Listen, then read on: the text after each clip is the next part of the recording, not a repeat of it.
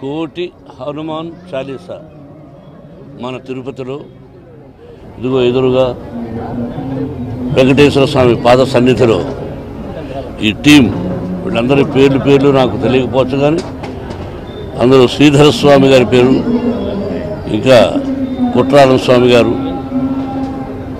పెద్ద స్వామి గారు ఇక్కడే మన రాయల చెరువులో ఉంటారు.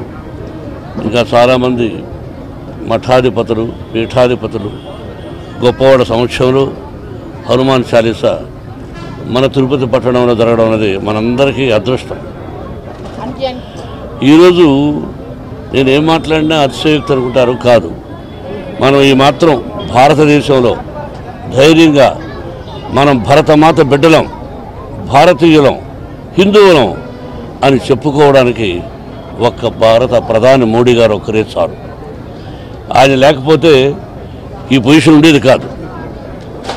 మనం ఉన్న పరిస్థితిలో అసలు కులాలు లేవు, అందరూ ఒకటే అనుకుని వెళుతూ ఉంటే తెలుసో తెలియకో అజ్ఞానులు కులాల గురించి మాట్లాడుతుంటారు.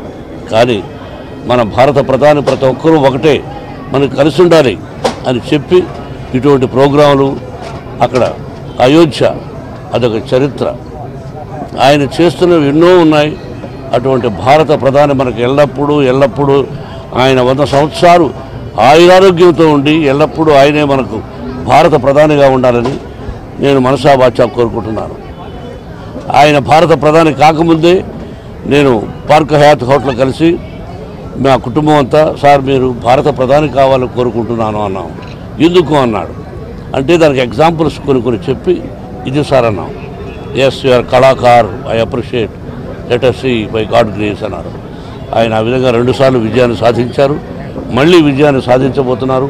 ఇటువంటి ప్రోగ్రాములు మరెన్నో జరగాలని, భారతదేశం సుభిక్షంగా ఉండాలని హృదయపూర్వకంగా కోరుకుంటూ మకర సంక్రాంతి శుభాకాంక్షలు, కొత్త సంవత్సరం శుభాకాంక్షలు మీకు, మీ యాజమాన్యానికి కూడా, కార్మికులకు కూడా. Thank you. జై శ్రీరామ్. అయోధ్యలో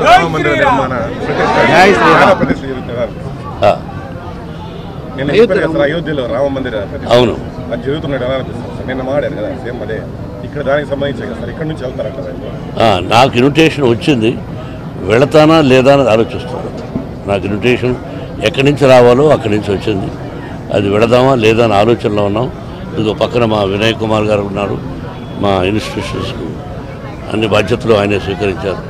వీఆర్ థింకింగ్ ఆ జనంలో మనం వెళ్ళి తట్టుకోగలమా అనే ఉద్దేశం తప్ప వెళ్ళనే సంకల్పం మనసులో ఉంది. ఇక ఈశ్వరేచ్ఛ, ఆ హనుమంతుడు వాళ్ళ ఆశీస్సులు. Thank you brother, thank you very much.